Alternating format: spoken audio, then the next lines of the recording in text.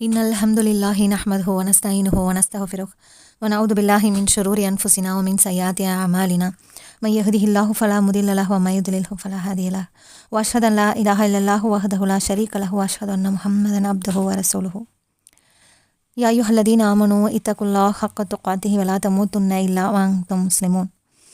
புகழ் அனைத்தும் இந்த விண்ணையும் மண்ணையும் படைத்து பராபலிக்கும் இரட்சகனாகிய அல்லாஹ் ஒருவனுக்கே. அல்லாஹ்வின் சாந்தியும் சமாதானமும் கண்மணி நாயகம் ஸல்லல்லாஹு அலைஹி வஸல்லம் அவர்கள் மீதும் அவர்களின் சத்திய நேரிய வழியில் நடந்த அத்துணை நன்மக்களின் மீதும் நம் மீதும் நம் குடும்பத்தாரின் மீதும் இறங்கட்டுமாக.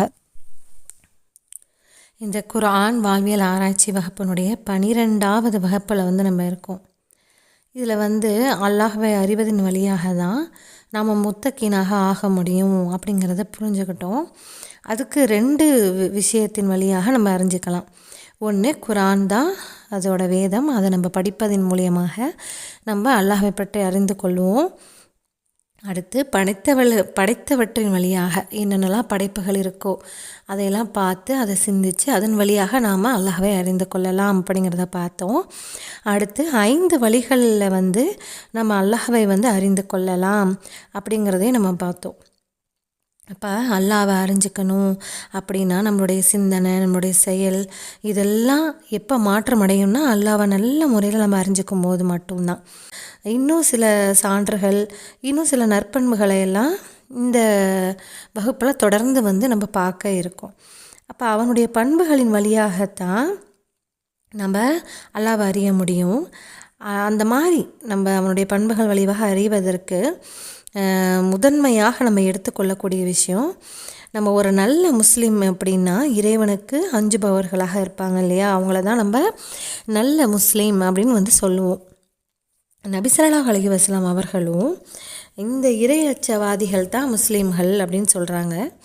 இறையச்சத்தை தான் முதல்ல அவங்க வலியுறுத்தினாங்க. அவங்களுடைய ஒவ்வொரு உரைகள்லையுமே அவங்க சிறியதாக இருக்கட்டும் பெரியதாக இருக்கட்டும், ஒருவருக்கு அறிவுரை சொல்லக்கூடிய நேரத்தில், சொற்பொழிவுகள் ஆற்றக்கூடிய நேரத்தில், மையத்தை அடக்கம் செஞ்சுட்டு அவங்க ஆற்றக்கூடிய உரைகளாக இருக்கட்டும், இப்படி எல்லாவற்றிலும் அல்லாஹ்வை அஞ்சிக் கொள்ளுங்கள் அப்படிங்கிறத சொல்லாமல் இருந்ததே இல்லை. இது 4வது அத்தியாயம் 1வது வசனம் இருக்குது. அல்லாஹ்வை அஞ்சுங்க அப்படிங்கிற கருத்தை முன் வச்சதுக்கு அப்புறமாகத்தான் அவங்களுடைய அறிவுரைகளை அவங்க சொல்லுவாங்க. இன்றைக்கும் மார்க்க அறிஞர்கள் அதை பின்பற்றி தான் அவங்களோட பயானை தொடங்குவாங்க. அப்போ இதுலேருந்து என்ன தெரியுதுன்னா, முதல்ல அல்லாஹ்வுடைய அச்சத்தையும் பயத்தையும் ஒருத்தவங்க உள்ளத்தில் உண்டு பண்ணதுக்கு அப்புறமா தான் நம்ம சொல்லக்கூடிய செய்தி அவங்க உள்ளத்தை சென்றடையும் அப்படிங்கிறது இதுலேருந்து நமக்கு புரியுது. அப்போது நம்ம அல்லாஹ்வுடைய அச்சம் அப்படின்னா அல்லாஹ்வை எப்படி அந்த அச்சம் வரும்? தன்னால் அந்த அச்சம் வருமா? அல்லாஹ்வை பற்றி நல்ல முறையில் நம்ம புரிஞ்சுக்கிட்டால் மட்டும்தான் நம்மளை நமக்கு அச்சம் ஏற்படும். அப்போது இந்த அல்லாஹ்வை பயப்படுறவங்க எப்படி இருப்பாங்க அப்படின்னு அல்லாஹ் சுப்ஹானஹு வ தஆலா சொல்கிறான். 35வது அத்தியாயம் 28வது வசனத்தில், இவ்வாறே மனிதர்கள் ஊர்வன மற்றும் கால்நடைகளில் மாறுபட்ட நிறங்களை கொண்டவை உள்ளன. அல்லாஹ்வின் அடியார்களில் அவனை அஞ்சுவோர் அறிஞர்களே. அல்லாஹ் மிகைத்தவன் மன்னிப்பவன். இதில் அல்லாஹ் சுப்ஹானஹு வ தஆலா அல்லாஹ்வின் அடியார்களில் அவனை அஞ்சுவோர் அறிஞர்களே அப்படின்னு சொல்கிறான். அப்போ அவனுக்கு யார் பயப்படுவாங்களோ அவங்க தான் அறிவாளிகள் அப்படிங்கிறது இங்கேருந்து தெரியுது. அல்லாஹ்வுடைய அச்சம் ஆழமாக யார் உள்ளத்தில் பதிஞ்சிருக்கோ அவர் தான் என்ன செய்வார்? அறிவாளியாக இருப்பார் அப்படின்னு சொல்லப்படுது. அப்போது நம்மளுடைய பார்வையில் இந்த உலமா அப்படிங்கிற இந்த வார்த்தை தான் அறிவாளிகள் அப்படின்னு மொழிபெயர்க்கப்பட்டிருக்கு. அப்போ நம்மளுடைய பார்வை ஒரு குறிப்பிட்ட சாரார் ஒரு குறிப்பிட்ட இடத்துல சில வருஷங்கள் கல்வி கற்று வெளியில் அவங்களோட உலமாக்கல் அப்படின்னு சொல்லுவோம். அப்படிங்கிறது தான் நம்மளுடைய தமிழ்நாட்டில் பரவலாக நம்ம புரிஞ்சு வச்சுருக்கோம். ஆனால் இங்கேயோ அல்லாஹ் சுப்ஹானஹு வ தஆலா என்ன சொல்கிறான் அப்படின்னா, அறிவாளிகளுக்கு அப்படின்னு சொல்லும் பொழுது இதுக்கான இலக்கணம் யார் ரொம்ப படிச்சிருக்காங்களோ, யார் மேதையாக இருக்காங்களோ, ஒரு விஷயத்தை நல்ல முறையில் கற்றுக்கிட்டு அதில் பெரிய அறிஞர்களாக இருக்கிறவங்களோ அவங்கள தான் நம்ம அறிவாளிகள்னு சொல்லுவோம். ஆனால் இதுக்கான இலக்கணமும் அல்லாஹ் சுப்ஹானஹு வ தஆலா அந்த மாதிரி சொல்லலை. அதுக்கு மேலே உள்ள வசனத்தை நம்ம படிக்கும்போது அதுக்கான விளக்கம் நமக்கு புரியும். அல்லாஹ் தான் வானத்திலிருந்து தண்ணீரை இறக்கினான் என்பதை நீர் அறியவில்லையா? அதன் மூலம் மாறுபட்ட நிறங்களை கொண்ட கனிகளை வெளியாக்கினோம். மலைகளில் வெண்மையும் சிவப்பும் மாறுபட்ட நிறங்களை கொண்டதுமான பாதைகள் உள்ளன. கருப்பு நிறமுடையவர்களும் உள்ளன. அப்படின்னு அல்லாஹ் சுப்ஹானஹு வ தஆலா சொல்கிறான். இங்கே அல்லாஹ் வந்து வானத்திலிருந்து தண்ணீரை இறக்கினான் அப்படிங்கிறத நீங்கள் பார்க்கலையா அப்படின்னு கேட்பதுலேருந்து இந்த வசனத்தில் வந்து இதை வந்து நம்ம படிக்கிறோம் அப்படின்னா அதை படித்து நம்ம சிந்திக்கணும். சிந்திச்சு அல்லாஹ் என்ன சொல்ல வரான், வானத்திலேருந்து தண்ணீரை அல்லாஹ் தான் இறக்குறான். அவன் மூலியமாகத்தான், அவன் தண்ணீரை இறக்குனதுக்கு பிறகு தான் பூமியிலேருந்து பல செடிகள் மரங்கள் இதெல்லாம் வந்து முளைக்குது அப்படிங்கிறத வந்து நம்ம விளங்கிக்கணும். அப்போ மழை பெய்யுது அப்படிங்கிறப்ப அல்லாஹுடைய அருள் இந்த பூமிக்கு வந்து விழுகுது அப்படின்னு ஒரு அந்த கண்ணோட்டத்தில் யார் வந்து சிந்திக்கிறாங்களோ அவங்க தான் அறிவாளி அப்படின்னு அல்லாஹ் சுப்ஹானஹு வ தஆலா சொல்கிறான். இந்த விஷயத்தில் வந்து நம்ம அறிய வேண்டிய விஷயத்தில் அல்லாஹ்வை அறிபவரே இறைவனை வந்து அறிவாளி, அவங்க தான் அல்லாஹ்வை அஞ்சுவாங்க அப்படின்னு அல்லாஹ் சுப்ஹானஹு வ தஆலா சொல்கிறான். இப்போ உதாரணத்துக்கு இப்போ சாதாரணமாக ஒரு அதிகார வர்க்கத்தில் இருக்கிறவங்க என்ன பண்ணுவாங்க, அதிகாரத்தில் உள்ளவங்களுக்கு நம்ம வந்து அச்சப்பட்டு நடப்போம். அவங்க லஞ்சம் கேட்குறாங்களா நம்ம கொடுத்துருவோம். ஆனால் அவங்க தான் என்ன பண்ணக்கூடாது, பணம் கேட்குறதுக்கு அஞ்சணும்.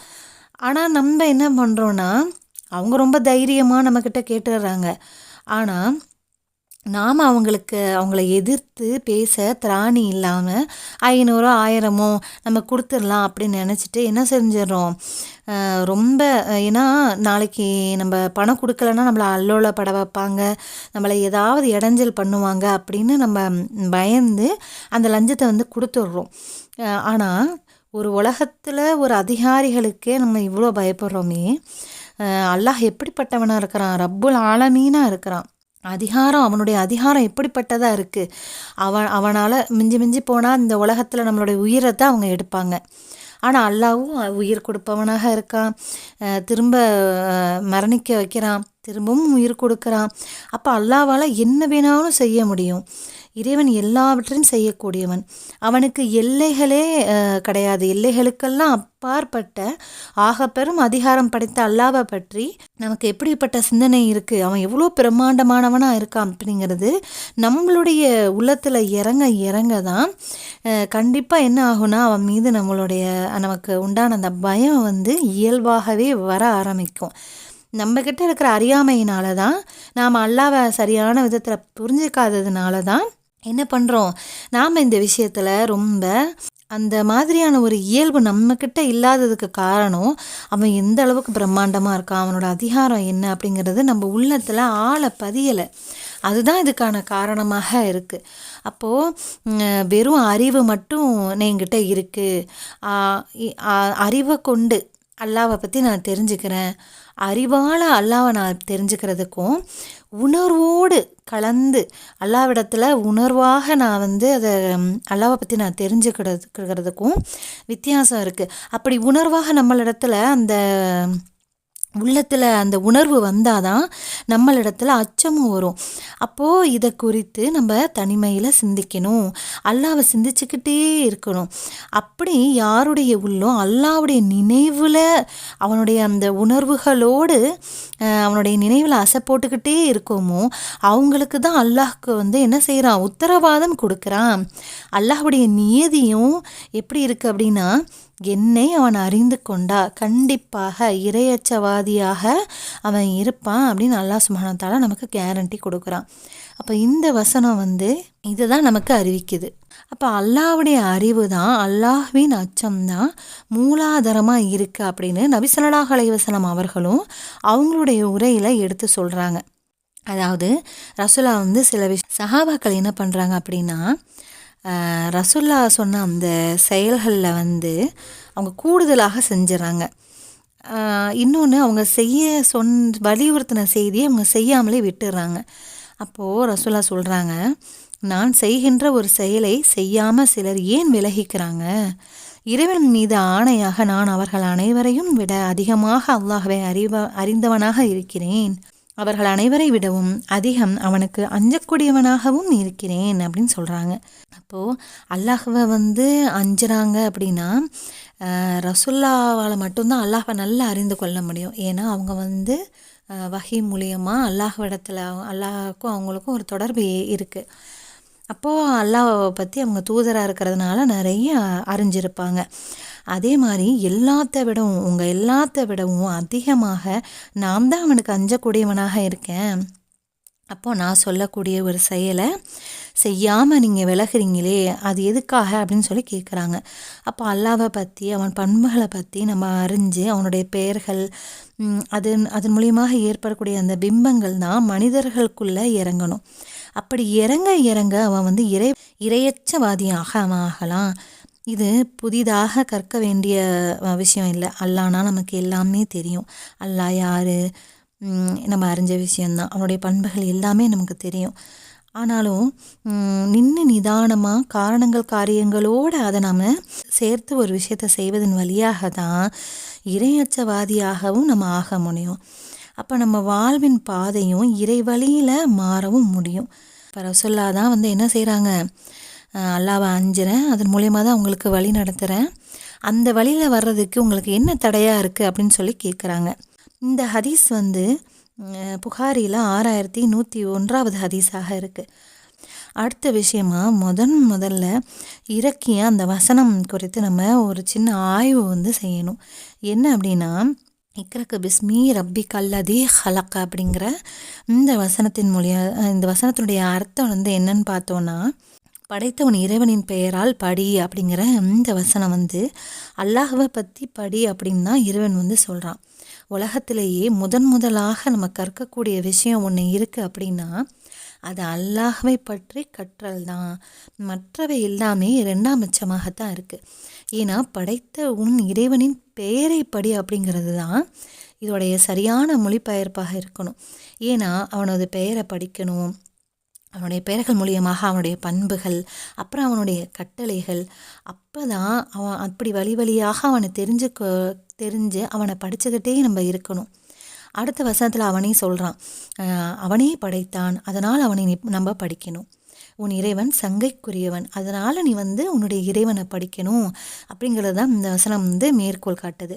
நாம் வந்து இந்த வசனங்களை கல்வியின் அவசியத்துக்காக, கல்வினா எவ்வளோ முக்கியம் அப்படிங்கிறதுக்காக நம்ம பொதுவாக பயான்களை போதிக்கிறத நம்ம கேட்டிருக்கோம். ஆனால் இங்கேயோ நாம் முதல்ல இறைவனை பற்றி படிக்கணும், படைத்தவனை படிக்கணும் அப்படிங்கிறத புரிஞ்சுக்க முடியுது. அப்போ இதுதான் முதல்ல நம்ம ஏற்கக்கூடிய முன்மாதிரி முதன்மை செய்தி. இஸ்லாத்துக்கு ஒரு அடிப்படை இருக்குது அப்படின்னா அல்லாஹ்வை அறிதல் தான் மிக முக்கியமான ஒன்றாக இருக்குது. நம்மளுடைய மார்க்கத்தை நம்ம ரெண்டாக பிரித்து பார்த்தோம் அப்படின்னா, முதல் நிலை ஈமானாக இருக்குது, ரெண்டாவது நிலை இஸ்லாமாக இருக்குது. ஒருவர் ஈமானியவாதியாக இருக்கணும் அப்படின்னா, ஈமான்கிறது நம்பிக்கை அப்படிங்கிறது அர்த்தம். அப்போ நம்ம எதை நம்பிக்கை கொள்ளணும்? அல்லாஹ்வை நம்பிக்கை கொள்ளணும். நம்மளுடைய பாடத்திட்டங்களில் வந்து நமக்கு சொல்லி தருவாங்க மக்தவ் மதரசால. அல்லாஹ்வை ஈமான் கொள்றதுக்கு ஒரு 5 விஷயங்கள் சொல்லப்படும். மறைவானவற்றை நம்பணும், வானவர்களை நம்பணும், தூதர்களை நம்பணும், விதியை நம்பணும், மறுமையை நம்பணும் அப்படிங்கிற அந்த விஷயங்கள் தான் நம்பிக்கை சார்ந்தது. இப்போ இதை எல்லாத்தையும் நம்பணும் அப்படின்னா முதல்ல நம்ம அல்லாஹ் யார், அவனுடைய ஆற்றலை அறிகிறதுக்காகத்தான் இதை எல்லாத்தையும் நம்ம நம்புகிறோம். அப்போ இதன் வழியாக அல்லாஹ்வை நம்புவதின் நம்பிக்கையே தான் இந்த 5 விஷயங்களையும் அல்லாஹ் சொல்லியிருக்கான். எல்லாவற்றிலும் இறைவனே அல்லாஹ் தான் தெரியுமா. மறைவானவற்றதை நம்பணும், நாளைக்கு என்ன நடக்கும் அல்லாஹ்க்கு தான் தெரியும். வானவர்கள் இப்படிப்பட்டவங்க, அவங்களுடைய பண்புகளை படிப்பதன் மூலியமாக நமக்கு அல்லாஹ் தெரியுமா. தூதர்கள் அவங்களுடைய தூது செய்தியை எடுத்து வைத்ததன் மூலியமாக அதில் அல்லாஹுடைய அந்த ஆற்றலை வந்து நம்ம புரிஞ்சுக்க முடியும். விதியை நம்புவதன் மூலியமாகவும் அல்லாஹ்வை புரிஞ்சுக்கிறோம், மறுமையை நம்புவதன் மூலமாகவும் நம்ம அல்லாஹ்வை புரிஞ்சுக்கிறோம். அப்போ அவனுடைய ஆற்றலே தான் நமக்கு இந்த 5 விஷயங்களின் மூலியமாக நம்பிக்கை கொள்ளும் விஷயத்திலிருந்து நமக்கு தெரியுது. அப்போ இந்த ஆழமான நம்பிக்கை தான் ஈமான் அப்படின்னு சொல்லப்படுது. ஒருத்தவர் ஈமான் வந்து அடைஞ்சவர் தான் அடுத்து தான் வந்து இஸ்லாமாக ஆவார். இஸ்லாம்ங்கிறது வந்து செயல்களை குறிக்கக்கூடியதாக இருக்குது. தொழுகை எப்படி, நோன்பு எப்படி வைக்கணும், ஜக்காத் எப்படி கொடுக்கணும், அவங்களுடைய அந்த மனிதனுடைய பண்புகள் வந்து அதுக்கப்புறமா தான் அவங்க வந்து இஸ்லாமியராக மாறுவாங்க. இதை குறித்து ஆயிஷா ரலியல்லாஹு அன்ஹா அவர்கள் வந்து ஒரு அறிவிப்பு செய்கிறாங்க. அதாவது அல்லாஹ் சுப்ஹானஹு வ தஆலா இந்த இஸ்லாம் இறங்கிய துவக்கத்தில் நிறைய வசனங்கள் வந்து இறக்கப்பட்டுச்சு. அல்-கமர், அம்மா யத்தஸாஅலூன், இந்த மாதிரியான சூறாக்கள் தான் இறக்கப்பட்டுச்சு. இதில் இருந்து அல்லாஹ் என்ன சொல்கிறான்னா, ஈமான்னா என்ன, சொர்க்கம்னா என்ன, நரகம், அல்லாஹ்வுடைய பண்புகள் எப்பேற்பட்டது, மறுமையின் நிலை எப்படி இருக்கும், மறுமையை எப்படி நம்பணும், இந்த மாதிரி நம்பிக்கை கொடுக்கக்கூடிய விஷயங்களை, அல்லாஹுடைய பண்புகளை சொல்லக்கூடிய விஷயங்களை எல்லாம் எடுத்து சொல்லி முதல்ல அவங்களுடைய அந்த பண்புகளை, அவங்களுடைய அந்த நம்பிக்கையை, ஈமான அல்லாஹ் சுப்ஹானஹு வ தஆலா முதல்ல உறுதிப்படுத்தினான். அப்படி உறுதிப்படுத்தின பிறகு தான் அல்லாஹ் சுப்ஹானஹு வ தஆலா என்ன செய்கிறான், ஹலால்னா என்ன, ஹராம்னா என்ன அப்படின்னு எடுத்து சொன்னான். ஏன்னா கிட்டத்தட்ட இஸ்லாம் அருளப்பட்டு, குரான் அருளப்பட்டு 13 ஆண்டுகளுக்கு பிறகு தான் என்ன ஆகுதுன்னா மது தடை செய்யப்படுது. ஆயிஷா ரலியல்லாஹு அன்ஹா சொல்கிறாங்க, இந்த மது தடைங்கிற இந்த விஷயம் ஆரம்ப காலத்தில் அருளப்பட்டிருந்தா முஸ்லீமாகவே இருந்தாலும் அவங்க என்ன பண்ணியிருக்க மாட்டாங்க, மதுவை விட்டிருக்க மாட்டாங்க அப்படின்னு சொல்கிறாங்க. அதே மாதிரி தான் விபச்சாரம் செய்யாதீங்க, அது அருகில் கூட நீங்கள் போகாதீங்க அப்படின்னு சொல்லுறதுலேருந்து அதுவும் எப்படி இருக்குது, முதல்ல ஈமான பலப்படுத்தி கிட்டத்தட்ட 13-14 ஆண்டுகள் ஆனதுக்கப்புறமா தான் ஹலால் ஹராம் ஏவல் விலக்கல்கள்லாம் இறக்கப்படுது. அப்படின்னா ஆயிஷாமாவே சொல்கிறாங்க, இது மட்டும் ஆரம்ப நிலையில் இருந்ததுன்னா முஸ்லீமாக இருந்தால் கூட யாரும் மாறியிருக்க மாட்டாங்க அப்படின்னு. அப்போ இதுலேருந்து நமக்கு என்ன தெரியுது, இஸ்லாத்தில் முதல்ல அல்லாஹ் சுப்ஹானஹு வ தஆலா என்ன செஞ்சுருக்கான், ஈமானுக்கு தான் முக்கியத்துவம் கொடுத்துருக்கான். முதல்ல எதை சொல்கிறோம், ரெண்டாவதாக எதை சொல்கிறோம் அப்படிங்கிறது இங்கே மிக முக்கியமான ஒரு விஷயமா இருக்குது. ஆரம்பத்தில் நம்பிக்கை கொடுக்கணும், அல்லாஹ்வை பற்றின அவனுடைய பண்புகள், அவன் எப்பேற்பட்டவன், அவன் எப்பேற்பட்ட பண்புடையவனாக இருக்கான், அவனை நீங்கள் எப்படி நம்பிக்கை கொள்ளணும், அல்லாஹ்வை நம்பிக்கை கொள்கிற விஷயத்தில் நீங்கள் எப்படியெல்லாம் இருக்கணும் அப்படிங்கிறதெல்லாம் எடுத்து சொல்கிறான். இன்றைக்கும் குரான் நம்ம கையில் இருக்குது.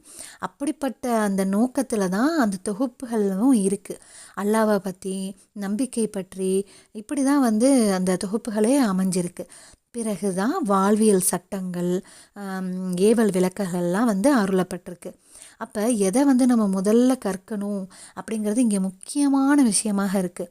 அல்லாஹ்வுடைய கருணை எங்கே இருக்குது, அல்லாஹ் தன்னை எப்படி வழி நடத்துகிறான் அப்படிங்கிறத ஒவ்வொரு மனிதனும் சிந்திச்சு பார்க்கணும் அப்படிங்கிறது தான் இங்கே முக்கியமான ஒரு விஷயம். நம்ம அல்ஹம்து சூரா எடுத்து ஓதுறோம். ஆரம்பத்தில் அல்லாஹ் சுப்ஹானஹு வ தஆலா அவனுடைய பண்புகளை எடுத்து சொல்கிறான். அவன் எப்படிப்பட்டவனாக இருக்கான், ரஹ்மான் ரஹீமாக இருக்கான், அவன் அளவற்ற அருளாளன், நிகரற்ற அன்புடையோன் அப்படின்னு அவனை பற்றி அவன் நமக்கு இன்ட்ரோடியூஸ் பண்ணி வைக்கிறான். இந்த ஒட்டுமொத்த குரானுடைய சாராம்சம் அனைத்துமே இந்த ஃபாத்திஹா சூராவில் இருக்குன்னு சொல்கிறாங்க. அப்போ துவக்கத்திலிருந்து ஒவ்வொரு விஷயமாக அல்லாஹ்வை பற்றி நம்ம படிக்கும் போது தான், அவனுடைய கருணையிலிருந்து தான் நம்ம அல்லாஹ்வை புரிஞ்சுக்க முடியும். அதிலிருந்து தான் அல்லாஹ் நம்மளை வழி நடத்துகிறான் அப்படிங்கிறத நம்ம உறுதியாக நம்பக்கூடியவங்களாக இருக்கணும். இப்படி நம்ம அவனுடைய கருணையை புரிஞ்சுக்கிட்டோம் அப்படின்னா, இறைவன் எப்படி நம்மளை வழி நடத்துவான் அப்படின்னா, எனக்கு ஒரு விஷயம் பிடிச்சிருந்தாலும் இறைவன் என்ன சொல்ல வரான், அவனுக்கு இந்த விஷயம் பிடிக்குமா பிடிக்காதா, நான் ஒரு விஷயத்தை வெறுக்கிறேன் ஆனால் அல்லாஹ் சொல்கிறான் அதில் ஒரு நன்மை இருக்கும்ப்பா, நீ ஒரு விஷயத்தை வெறுத்தாலும் அதில் ஒரு நன்மை இருக்கும் அப்படின்னு சொல்கிறான். 2வது அத்தியாயம் 216வது வசனத்தில் சொல்கிறான். அப்போ அல்லாஹ்வுடைய வார்த்தைக்கு கட்டுப்பட்டு நான் என்ன பண்ணுவேன், ஒரே தடியாக வெறுக்க மாட்டேன். அப்படி வெறுப்பு உணர்வு வந்தால் கூட அல்லாஹ் இதுக்கு பின்னாடி ஏதோ ஒன்று இருக்குன்னு சொல்லியிருக்கான், அது எனக்கு பின்னாடி கூட கிடைக்க முடியும். அதனால் இப்போ நான் என்ன பண்ண போகிறேன், என்ன நான் அல்லாஹ்வுடைய அல்லாஹ்வுடைய அந்த சொல்லுக்கு நான் கீழ்ப்படிந்து இருப்பேன் அப்படிங்கிற முடிவுக்கு அல்லாஹ்வுடைய பண்புகளை அறிந்தவர்கள் இருப்பாங்க.